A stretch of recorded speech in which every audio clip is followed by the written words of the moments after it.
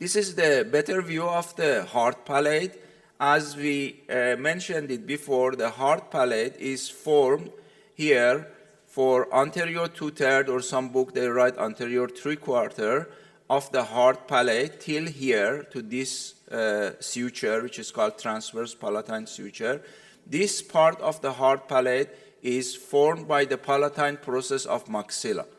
And again, I mentioned here this suture, which is containing the central and lateral incisor. This area is called peremaxilla, or incisive bone, which is in adult is fusing with the palatine process of the maxilla and is making one unit. So this part, the peremaxilla and palatine process together, they are making the anterior 3/4 of the hard palate. And after this transverse palatine suture, here in the back side, you have the horizontal plate of the palatine bone, which is making the posterior 1/4 of the hard palate.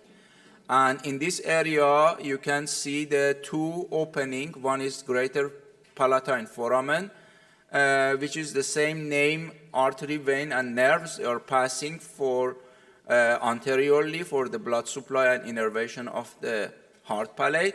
And behind, there are usually 2 or 3 foramens, more than one, which is called lesser palatine foramens. And the same name, artery, vein, nerve, it means lesser palatine nerves. They are coming out for the innervation of the mostly and blood supply of the soft palate. And here, what I mentioned is the incisive foramen and is the opening that is coming the nasopalatine nerve, artery, and vein. So this is the hard palate. The hard palate in this aspect, which is the aspect toward the oral cavity, is covered by the oral mucosa, but the other side that is facing the nasal cavity is lined by the respiratory mucosa. So this oral mucosa here, it's very firmly attached to the bone, the periosteum of the bone, and they are making them in most of the place, they are making the mucoperiosteal junction, and that's why there is no potential space for application of the anesthesia. So if you go to the dentist and they inject the incisive foramen or greater palatine nerve block here in the greater palatine foramen, so it's very painful because there is no space to inject or administrate the local anesthetic solution. So you have to tell the patient that is a little bit painful. That in next slide that I will slides I will show you. What you can see in the oral mucosa of the hard palate. The first thing that is see in the hard palate, those transverse palatine folds. They are irregular folds that they are called palatine rugae, and it's covered by masticatory mucosa. They are irregular shape, and the function of them is guiding the food toward the pharynx. They are helping by the movement of the tongue.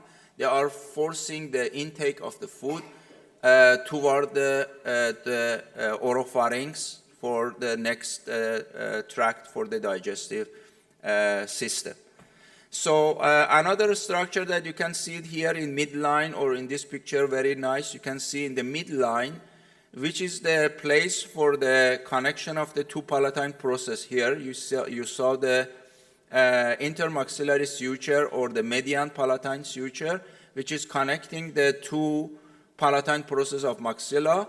And if you look at it in this region, the mucous membrane is very firmly attached to the periosteum, and they make the palatine raphe. So it's very firmly attached, and that's why if you have some infection or abscess in the palatine region in one side, it's rarely or almost is not possible to go to the other side, because this raphe, palatine raphe, is preventing the spread of infection from the left side to the right side or vice versa. Another important structure that you can see behind the central incisor is this oval shape of the mucous membrane. It's called incisive papilla, and it's more or less around 4 millimeter in long and 2 millimeter wide. And the function of this incisive papilla is evaluate the consistency and temperature of the food. When you are eating, they have a receptor or they have sensitive innervation to determine the temperature of the food that you are intaking and also the consistency, if it is a hard food or soft food. And also it's important when the dentist is making the denture, so it's a very important landmark because it's determining the midline of the palate or midline of the maxilla. So here, be careful. One advice in future, if somebody, mainly the dentists, are injecting the incisive foramen or nasopalatine nerve block, so never apply injection or the tip of the needle to this papilla. You have to go it under the papilla because they are full of the nerve ending, and immediately when you put the needle inside the papilla, it's very extremely painful. So be careful not to inject the anesthesia directly to the papilla, but you go to the side and behind and below the papilla, and you go to the incisive foramen. If we divide the mucous membrane and the relation of the submucosal connective tissue and connection of the mucous membrane to the periosteum of the bone, for the details, we divide the hard palate to the 4 zones. The first zone is the zone that the palatine raphe was located. So it means that you have mucous membrane, and under that there is no submucosal connective tissue, and it's directly attaching to the periosteum of the bone. So they call it mucoperiosteum. Then there is a zone number 2, which is the part of the palate that it contains as loose connective tissue. In anterior side you have a fatty tissue, and in posterior side you have the mucosal palatine gland. And there are some space, the loose connective tissue, that you can see some space between the mucous membrane and periosteum of the bone. The third zone is the zone that is palatine sulcus and incisive papilla is located. And they are the place that the greater palatine nerve, artery, and vein, they are passing it. And in this place, because you have some submucosal loose connective tissue, you can inject anesthesia here, and in this case you can do the numbness of the greater palatine nerve. The same thing is the zone number 3 is considered as an incisive papilla. Under that is incisive foramen. And the last zone is the zones that is the gingival zone that is near to the teeth, and again you don't have the submucosal connective tissue, and it's called the mucoperiosteal. So zone number 1 and 2, they are the mucoperiosteal, but they don't have the submucosal connective tissue. Sometimes in the median palatine suture or intermaxillary suture in midline in the palatine rough, it's the zone number 1, you can see the overgrowth of the bones. So sometimes the overgrowth of the bones here, and exactly the diagnosis is in the midline. It's called torus palatinus. So this is something that you are facing it in future maybe, and usually is not painful at all. It's if you touch it, so it's very hard. And the only things that it make problem in future, the older people, when they want to have their denture, so it's not fit in the mouth. So in this case, we have to remove it surgically, this torus palatinus.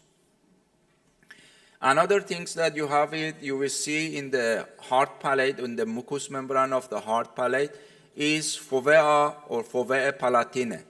There are 2 small shallow fossa that is determining the orifice and opening of the mucinous gland of the posterior part, glands of the hard palate and soft palate, the posterior part of the hard palate and soft palate. that they are open in this area. So that's why they call it fovea palatine. And posterior to that, you can see the mucous membrane, the color is changing as a orange color. So when you see this orange color and in the near to the midline of the palatine raphe, you see these two orifices. These are the fovea palatine. Very important is the blood supply of the hard palate. Two main arteries, they are supplying the hard palate in the oral side. One is greater palatine artery that we mentioned it, that is coming out from the greater palatine foramen, and the other is the nasopalatine artery, which is coming out from the incisive foramen. Those two arteries are responsible for blood supply of the hard palate. This greater palatine artery and nasopalatine artery, they are located in the zone number 3. In the nasal side, it means that the other side of the hard palate, which is toward the nasal cavity, the blood supply is made by the sphenopalatine artery, which is going to the sphenopalatine foramen, communication between the pterygopalatine fossa to the nasal cavity. Venous drainage of the hard palate goes to the pterygoid venous plexus, which is located in the infratemporal fossa. Innervation, already we said, again, the same name that you have it here for the nerve, we can find it. And there are the branches of the second branch of trigeminal nerve, which is called maxillary nerve. So anterior 1/3 is by the nasopalatine nerve, and posterior 2/3 is by greater palatine nerve. And both of them, they are branches of the maxillary nerve. So maxillary nerve, or the second branch of trigeminal nerve, is responsible for sensitive innervation of the hard palate. Lymphatic drainage usually is draining to the submandibular lymph node, and sometimes directly it's going to the superior deep cervical lymph node, and very rarely it's going to the retropharyngeal lymph node that we are going to discuss. This is the view of the blood supply of an innervation of the hard palate. This is the place of the greater palatine foramen. We said that in the zone number 3 there is a palatine groove or sulcus, and there they are going forward the greater palatine artery and greater palatine nerve. Usually the nerve is located a little bit more medially.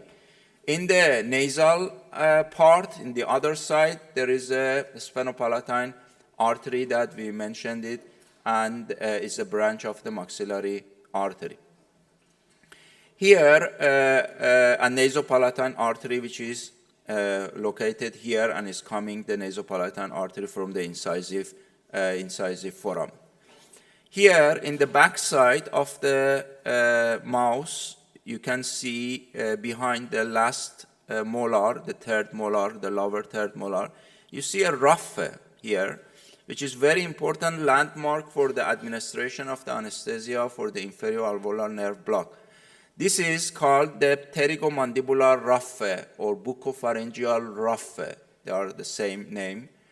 They call it buccopharyngeal or pterygomandibular. Why? Because the origin is coming from the hook of the pterygoid process in the medial plate. There is a hamulus pterygoideus, or pterygoid hook, or pterygoid hamulus.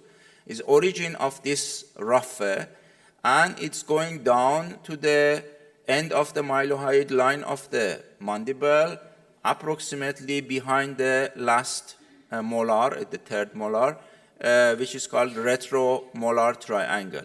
So this is called pterygomandibular raphe, which is the border between the buccinator muscle, is a mimic muscle, and the other side is the superior pharyngeal constrictor muscle, the muscles of the pharynx. So the border between them is this pterygomandibular raphe, buccopharyngeal raphe, which is, as a matter of fact, is a continuation of the buccopharyngeal fascia we are going to discuss. And here is very nice picture to recognize the innervation of those area of the palate. So as we mentioned, the posterior two-third is innervated by the area of the greater palatine nerve, which is the blue color here, the palatine side. The anterior one-third is by the nasopalatine nerve coming from the incisive foramen. Those are innervating the palatine side. Be careful, the lesser palatine nerve is posteriorly and is responsible for innervation of the soft palate that we are going to discuss. But in the vestibular side, the innervation is different. The region of the molars till the second premolar, so it's innervated by the buccal nerve, is a branch of the mandibular nerve, which is innervating the sensitive innervation of the cheek region in the distal aspect. And the alveolar process in the vestibular side, they are innervated by the posterior, middle, and anterior superior alveolar nerve that they are coming from the infraorbital nerve branch of maxillary nerve. So, and the upper lip, of course, it's innervated by the superior labial branch, again is branch of infraorbital nerve. So those are the nerves that in this oral region, in the palatine aspect and in the vestibular aspect, they are responsible for innervation, sensitive innervation of the this part. And as I mentioned here, you never apply to the incisive papilla directly. You go it laterally and behind and below the papilla, and you reach to the incisive foramen to block the nasopalatine nerve to do the numbness of this area. So then the dentist can do whatever he wants in the palatine aspect of this frontal segment. The same here is applied from the opposite side to the greater palatine foramen to do the numbness of the greater palatine nerve, and the area of the numbness, then it's happening here and in distal teeth. Then you can work in the palatine aspect of the palate in this area.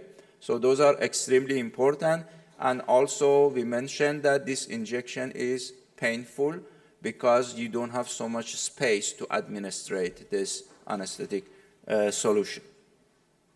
Regarding the venous drainage, here, very nice, you can see that the level of the infratemporal fossa, the plexus of the vein, which is called the pterygoid venous plexus, this is, and the venous drainage of the hard palate is going to the pterygoid venous plexus, and lymphatic drainage from the hard palate is directing either to the submandibular lymph node here, or it going to the superior deep cervical lymph node, which are parallel with the internal jugular vein. So those are the jugular foramen, and the internal jugular vein as a superior bulb is coming out and is going down.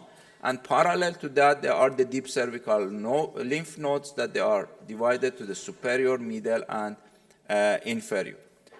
This is the hard palate.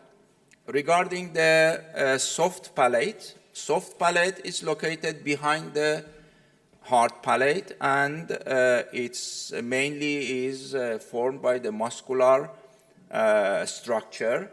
And here you can see the soft palate. Here is the hanging of the ovula, they call it, that it must be in the midline. Is the clinical examination of this ovula is very important. When you go to the doctor and he asks you to say ah or eh, so the ovula, one of the things that he has to or she has to see is if the ovula is located in the midline or not. So those are the soft palate that, as we mentioned, it is making the posterior one-third approximately of the palate. Generally, the soft palate, it consists of a basic structure which is called palatine aponeurosis that I'm going to discuss about this. And all this, or most of the muscles of the soft palate, which are 5 muscles, that somehow they are related to this palatine aponeurosis that we are going to mention. And generally, these 5 muscles, they have a function that most of them, they are elevating the soft palate upward. And in this case, they are separating the nasopharynx that I show it to you from the oropharynx, especially when, in which moment you need to separate the oropharynx from the nasopharynx. Yes? You eat something? When you eat and when you swallow. When you swallow, so to prevent that the food is jumping to your nose, so the soft palate is going upward and is tensing and is closing the nasopharynx and is preventing the jumping of the food to the nasal cavity and directed to the oral cavity and down. So this is one. And the other function of some muscle, the 2 muscle especially, is depressing and helping this opening of the oral cavity to the mesopharynx or the oropharynx, which is here. So sometimes you need to to narrow this isthmus of Faucium, which is bordered by anteriorly here or laterally here by the palatoglussal arch or palatoglussal muscle, and inferiorly by the root of the tongue. It's bordered, and this opening is communicating the oral cavity to this part that you see is the oropharynx. So it's the narrowing of this isthmus of Faucium. As I mentioned it before, the basic structural dense connective tissue that most of the muscles of the soft palate, they are attaching to that and they are related to that, is the palatine aponeurosis. This palatine aponeurosis is it's the connective tissue which is mainly formed by the fibrous part of this muscle, which is called tensor veli palatini, which is horizontally they are going and they are overlapping with each other in the posterior aspect of the horizontal plate of the palatine bone, and in midline they make this palatine aponeurosis. This palatine aponeurosis, it's the basic structure for attachment of the muscle that we mentioned it, and also they are important for the function of the swallowing, that is separating the nasopharynx from the oropharynx. 2 muscle, we said, that is restricting the communication between the oral cavity and oropharynx. It means that the narrowing, like a curtain, the narrowing I will show you, the narrowing the isthmus of Faucium or oropharyngeal isthmus. 1 muscle of the soft palate, which is very important and detailed, we are going to discuss, and is very important, is tensor veli palatini. The tensor veli palatini, because of its attachment to the membranous part of the eustachian tube or pharyngotympanic tube, so it's helping to open the pharyngotympanic tube or auditory tube or eustachian tube. That I will show you the details. So 5 muscles of the soft palate. 1 of them is in the midline, is under the hanging uvula. There are, be careful, you see 1 unit of the uvula, but if you open the mucosa, you will see under that it's located the 2 muscle, left and right ovular muscle is located, which is attaching to the posterior nasal spine of the palatine bone. So this is 1, which is by tensing of this uvula going upward and backward is aiding to separate the nasopharynx from the oropharynx. Then you have 2 muscles that they are descending. This is the view from the inferior side. So those descending from the base of the skull. One of them that is more anteriorly is located and is called tensor veli palatini. I already said is originated from the sphenoid bone, the pterygoid process of the sphenoid bone, and is going and is descending into palatine aponeurosis. Here is the humulus, the pterygoid humulus of the medial plate of the pterygoid process. And when it reaches to the humulus, this vertical part of the tensor veli palatini is the muscular part. And when it's reaching to the humulus, pterygoid humulus, is going horizontally, and this part is forming the fibrous part or membranous or fibrous part of the tensor veli palatini. That horizontally is going toward the posterior aspect of the hard palate, and it's connecting with the other fiber from the other side, and in midline they make the palatine aponeurosis. This is one muscle that I mentioned. It's very important and is open the pharyngotympanic tube, and behind of that there is a V-shape or U-shape structure that is coming from the petrosal bone or petrosal part of the temporal bone, is going down and is going over the palatine aponeurosis, and according to its name is elevating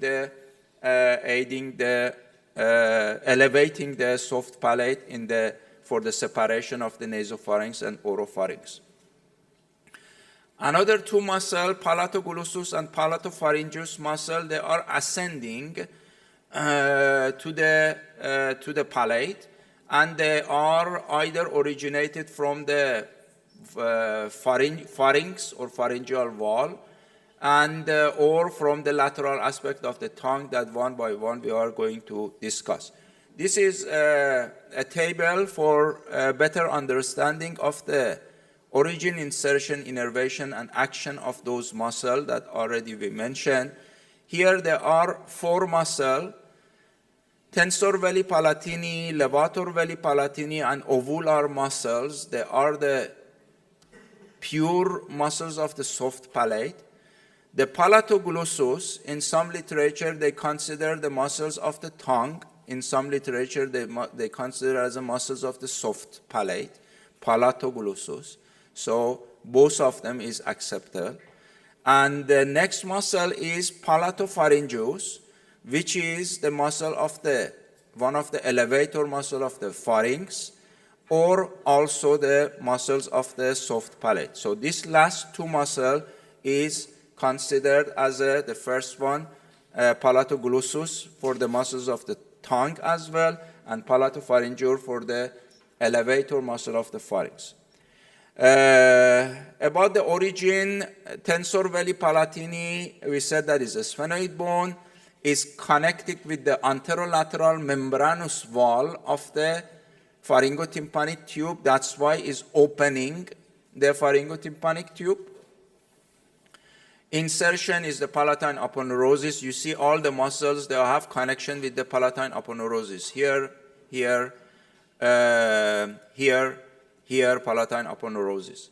Function, we said tensor veli palatini is tensing, and most of this muscle, these three muscles, they are separating the nasopharynx from the oropharynx, separating nasopharynx, oropharynx, separating nasopharynx. So those are common. The tensor veli palatini additionally is open the pharyngotympanic tube, and very, very important is innervation. Innervation of the muscles of the soft palate, they are innervated by the pharyngeal plexus. Pharyngeal plexus is made by the pharyngeal branch of the cranial nerve number 10 and 9. And the vagus nerve, mostly they participate for innervation of all the muscle except tensor veli palatini. Be careful. Tensor veli palatini is innervated by V3, which is a third branch of the trigeminal nerve, which is mandibular nerve. Very, very important. Tensor veli palatini, V3. mandibular nerve, the rest vagus nerve via the pharyngeal plexus. So about the palatopharyngeus, we are going to discuss in the pharyngeal region. So the details of this muscle that I mentioned here, the tensor veli palatini, which is going vertical aspect of this muscle, which is the muscular part, and horizontal aspect, which is the fibrous part of this muscle. And the tendon is turning around the pterygoid hamulus. This is important. And very important relation of the tensor veli palatini with the fibrous part of the pharyngotympanic tube or membranous part of the pharyngotympanic tube. So that's why the contraction of this muscle is opening this pharyngotympanic tube or the eustachian tube.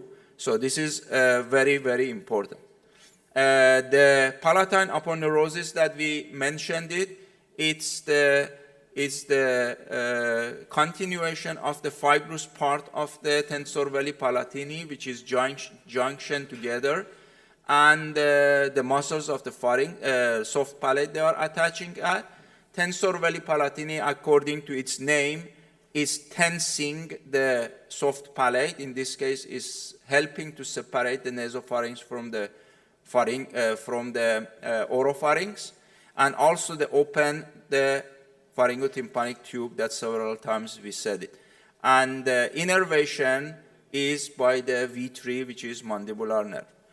Levator veli palatini, which is immediately behind the tensor veli palatini here, this muscle is the levator veli palatini, and is coming from the petrosal bone or petrosal part of the temporal bone, and is going over or superior to the palatine aponeurosis, and is going continue with the other muscle, the fiber of our muscle.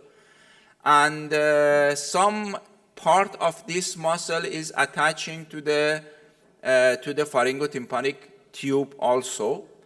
And as a matter of fact, it's the only muscle that really elevating the soft palate upward and is closing the oropharynx from the nasopharynx. So this is the real elevator of the soft palate and aiding to the separation of the oropharynx and nasopharynx, and innervation via the pharyngeal plexus via the vagus nerve.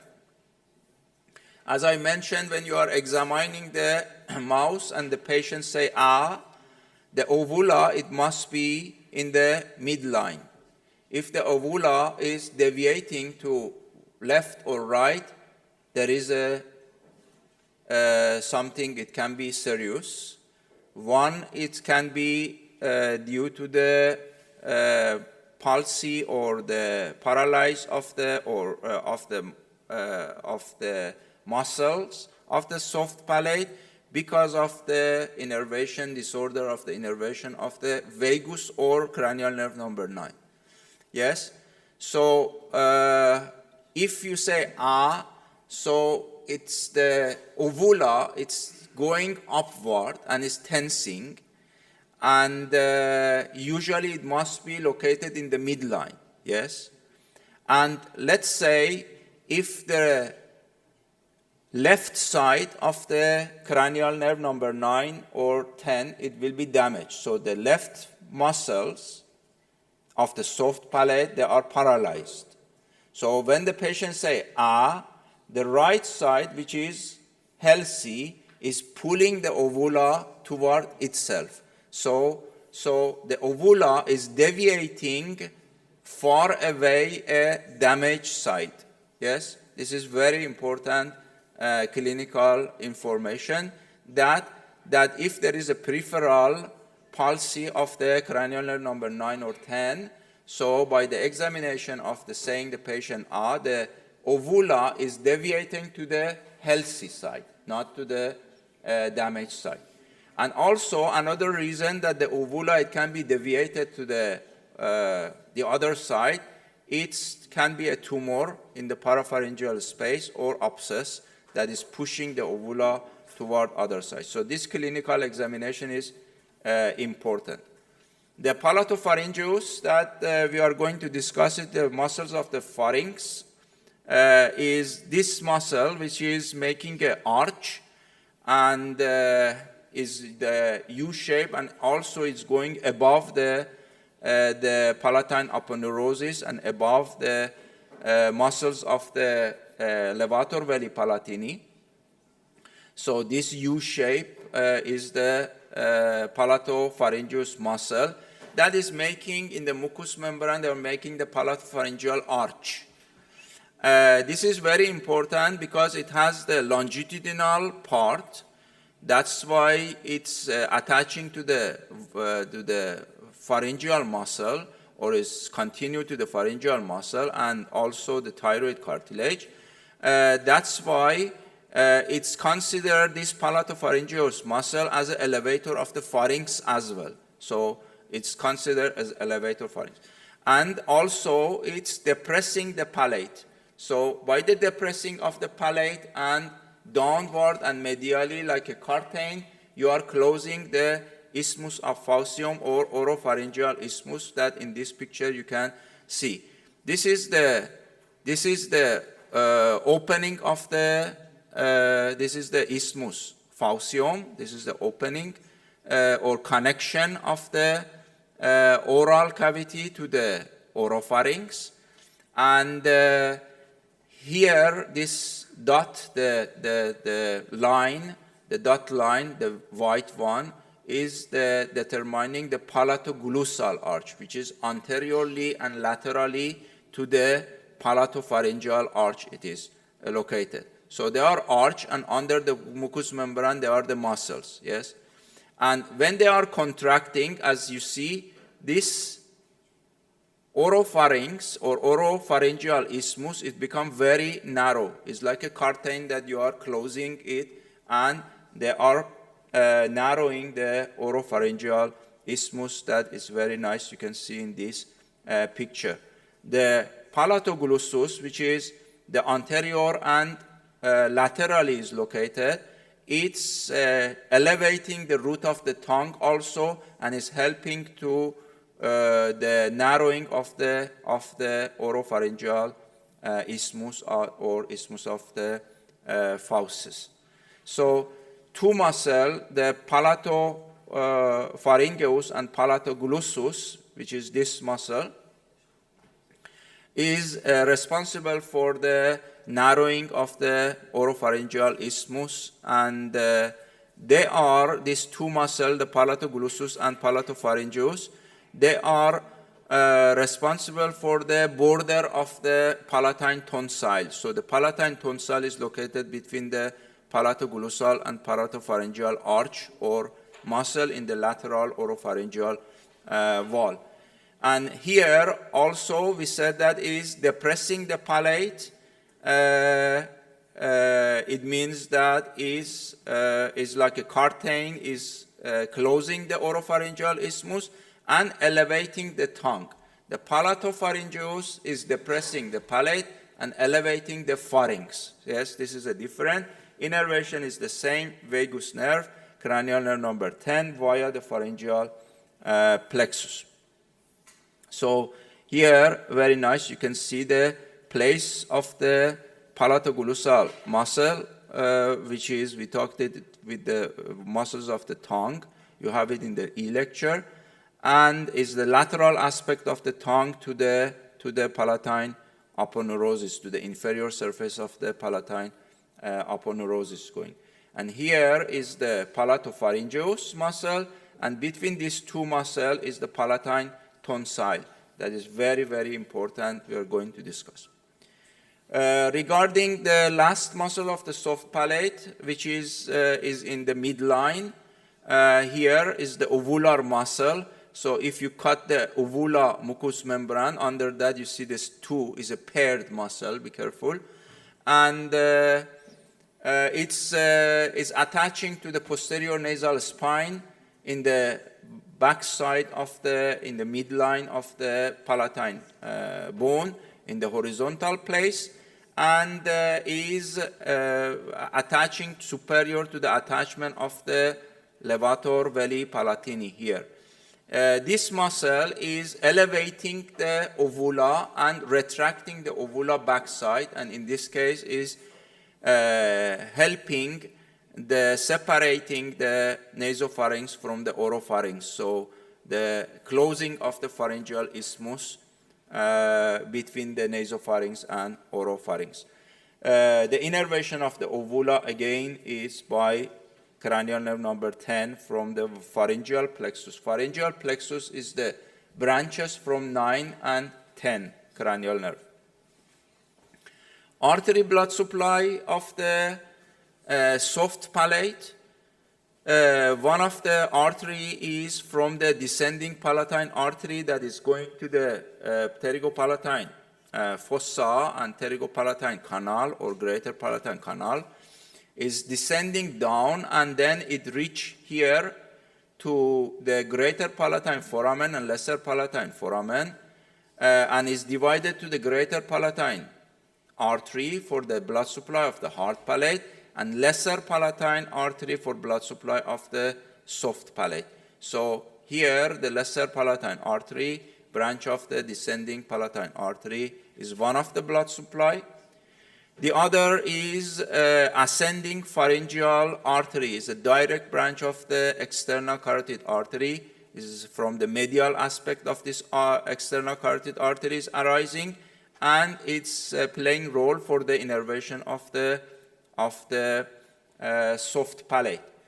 The next branch is the ascending pharyngeal artery that I mentioned it. An ascending palatine artery is a branch of the fascial artery. It's the ascending from the fascial artery and is going and is innervating soft palate. So those are the ascending pharyngeal arteries, the branch of the external carotid artery in the medial aspect. So all this source, the maxillary artery, fascial artery, ascending pharyngeal artery, all of them, they are branches of the external carotid artery. So directly or indirectly, this external carotid artery is supplying the soft palate. This is very nice view of the blood supply of the soft palate and the passage of this artery. As we mentioned it before, here we have the main blood supply in the neck region, in the neck and orofacial region. This is the common carotid artery. The common carotid artery at the level of the C, approximately C3, at the border, at the superior border, level of the superior border of the thyroid cartilage, this is the best landmark, is divided into the internal carotid artery and external carotid artery. The difference between the internal carotid artery and external carotid artery is that the internal carotid artery doesn't give any branches to the neck region. External, immediately it gives several branches, as you see. The first branch that is going down and is supplying the thyroid gland is the superior thyroid. Then is the lingual artery, which is going to this triangle. In the lecture of the tongue, we said that between the posterior margin of the mylohyoid and superior constrictor pharyngeal and middle pharyngeal constrictor, this triangle is the place that the lingual artery and lingual vein, they are passing here. Here is the fascial artery then, which is giving the ascending palatine artery, which is going superior to the superior constrictor pharyngeal muscle, and it enters to the soft palate. This is one. The other is maxillary artery, it's branch of external carotid artery, is a terminate branch. This is the superficial temporal, and it's going to the infratemporal fossa, and it enters to the pterygopalatine fossa here, that the maxillary nerve is opening through the foramen rotundum here, and then it gives the descending palatine artery, which is then is divided as a greater palatine artery and lesser palatine artery. Those are the blood supply of the soft palate. More or less is the same as the blood supply of the hard palate. The venous drainage to the pterygoid venous plexus in infratemporal fossa. Remember that I said that the danger triangle of the face, and relation of the spread of infection to the cranial cavity through. Do you know what is this foramen, the name of this foramen in the skull? Yes? Perfect. Foramen ovale, that we said that is emissary vein is passing here and is connecting the pterygoid venous plexus to the intracranial vein. Do you know the name of the vein in intracranial vein? The sinus? Cavernous sinus, yes. So this is one connection, it's very important. The other connection is connecting with the ophthalmic vein, the inferior ophthalmic vein through the inferior orbital fissure. This is very important. The other connection to the fascial vein, and fascial vein connecting with the other veins. So those are very important for the explaining of the spread of infection. Not only the pterygoid venous plexus, the venous drainage of the palate, it's going to the, might go to the pharyngeal plexus, or it can go to the fascial vein, which is in this area, look at it. Lymphatic drainage is the same as hard palate, so submandibular lymph node in this region, the superior cervical lymph node, and the retropharyngeal lymph node, which are located behind the pharynx here. They are very important lymph nodes, especially in children. If they become enlarged, and the deep cervical lymph node, they are, as we said, you can find it parallel to the internal jugular vein, and we divide them to the superior, middle, and inferior. The innervation of the greater and lesser, innervation of the palate is main innervation is, or sensitive innervation, as we mentioned it, is via the second branch of the trigeminal nerve, which is V2. And this innervation, this maxillary nerve, is giving the branch as a greater palatine nerve, lesser palatine nerve, and nasopalatine nerve. It has a parasympathetic innervation, which is secretion of the glands in the soft palate and hard palate.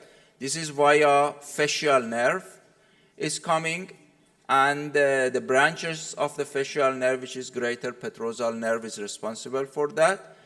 And sympathetic innervation for the vasoconstriction of the vessels is coming from the center T1 that we mentioned it, is via the wall of the vessels, is go as a deep petrosal nerve. They make the nerves of the pterygoid canal as a greater petrosal nerve and deep petrosal nerve, and they go to the pterygopalatine ganglion, is a parasympathetic ganglion in the pterygopalatine fossa. Then they are responsible for innervation of the parasympathetic and sympathetic innervation.